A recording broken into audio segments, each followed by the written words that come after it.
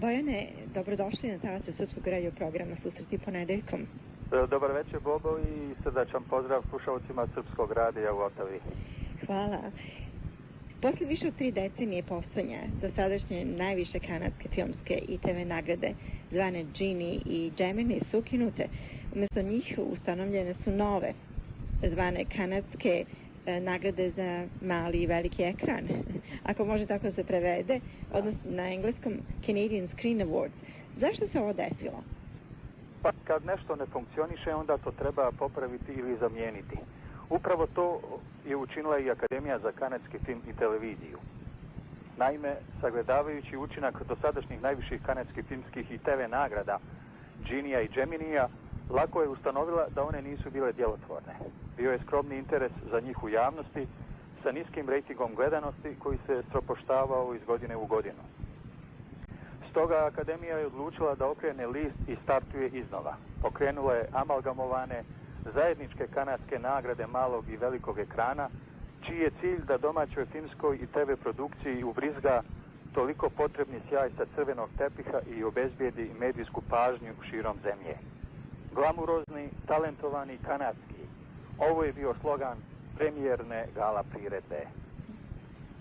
I ta priredba je održana u Torontu. U tom pogledu, kakvi su utisci sa inauguralne ceremonije?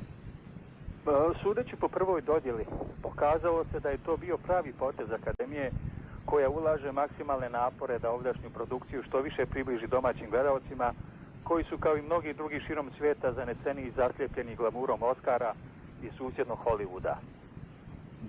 Naime, na programu nacionalne mreže CBC-a skoro 3 miliona kanadskih gledalaca je na TV ekranima pratilo direktan prenos inauguralne gala ceremonije održane u grandioznom zdanju Sony Centra u Torontu. Tako visoki rejting je dosad nezabilježen za ovakvu vrstu domaćeg šova. Bila je to prva noć za dugo sjećanje, najveći godišnji događaj u kanadskom show biznisu. Zajedno smo jači, to je bilo geslo Akademije, koja je na premijeri i nagrada okupila krem ovdašnje filmske i TV produkcije. Kanadske ekranske nagrade, doslovno prevedene i kanadske nagrade malog i velikog ekrana, se dodjeljuju u čak 116 kategorija, od čega su 22 filmske, 89 televizijskih i 5 u sferi digitalnih medija. Po svom formatu, ove nagrade zapravo liče na hollywoodske zlatne globuse, koji se također uručuju paralelno i za filmsku i TV produkciju. Ko su bili pobjednici u najavljenim kategorijama? U analima će ostati zapisano da je prvi dobitnik nove nagrade postao Jason Buxton, autor iz Halifaxa, kojem je uručena statueta za najbolji debitantski igrani film pod nazivom Cause, Blackbird, socijalnu dramu koja istražuje moć i opasnosti društvenih medija i zlostavljanja putem interneta.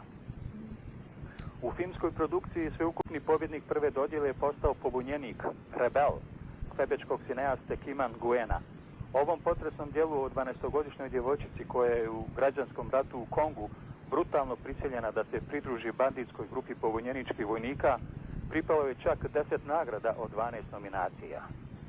Za najbolji film, režiju, originalni scenario, glavnu žensku i mušku sporednu ulogu, montažu, fotografiju, scenografiju, zvuk i montažu zvuka. Pobunjenik je prije toga bio i u uskom oskarovskom krugu od 5 nominovanih za najbolji strani film. Međutim, ovo djelo Kima Nguena je u kanadskim bioskopima ostvarilo skromnu zaradu od samo $1 milion. Problema sa zaradom na box officima zato nije imao futuristički akcioni thriller horror Zlo u nama odmazda Resident Evil Retribution, koji u Kanadi ostvario zaradu od $5,4 miliona, za što je nagrađen zlatnom rolnom za najkomercijalniji domaći film u 2012. godine. Inače, ovaj film je ukupno zaradio $250 miliona širom svijeta. Producent ovog filmskog serijala je Don Carmody, koji je sa dosad osvojenih 7 zlatnih rolni postao komercijalno najuspješniji kanadski producent. Multitalentovana Sarah Poldy, uvažena glumica i rediteljka iz Toronta, je nastavila svoju pobjedničku tradiciju sa Genia, osvojivši sada i kanadsku ekransku nagradu za najbolji dugometražni dokumentarni film pod nazivom Priče koje kazujemo, Stories We Tell, u kojem otkriva svoje porodične tajne uz šokantno saznanje da njen tata u stvari nije i njen biološki otac. U TV produkciji za najbolju dramsku seriju proglašena je policijska saga Flashpoint, koja je ironično poslije 5 godina emitovanja upravo skinuta sa programa. Najbolja komična TV serija je Less Than Kind, crnohumorni portret jedne jevrejske disfunkcionalne porodice. Na toj ceremoniji je bilo dosta i zvezda. Ko je od prisutnih zvezda privukao najveću medijsku pažnju? Na prvoj dodjeli su bila prisutna i dva hollywoodska glumačka veterana, James Cromwell i Meg Tilly, koji su nagrađeni za svoje kreacije. Oni su zapravo bili najzapaženiji ličnosti večeri. 53-godišnja Meg Tilly, koja se svojevremeno svojevoljno povukla sa filmske scene, je osvojila nagradu za najbolju dramsku glumicu u TV seriji Bombaške djevojke, Bomb Girls, o hrabrim ženama koje su za vrijeme Drugog svjetskog rata u fabrikama pravile municiju za kanadske vojnike na ratnom frontu u Evropi. Jamesu Cromwellu je uručena nagrada za najbolju mušku glavnu ulogu u filmu Još uvijek moja, Still Mine, igrajući ostarjelog čovjeka koji se u svom nastojanju da sagradi udobniju kuću za svoju oboljelu ženu suprotstavlja krutim birokratskim preprekama. Ovaj film je u stvari kanadska verzija Oskarom nagrađenog austrijskog filma Ljubav reditelja Mihaela Hanekea. Kakve su bile reakcije o nagradama među samim učesnicima ove gala priredbe?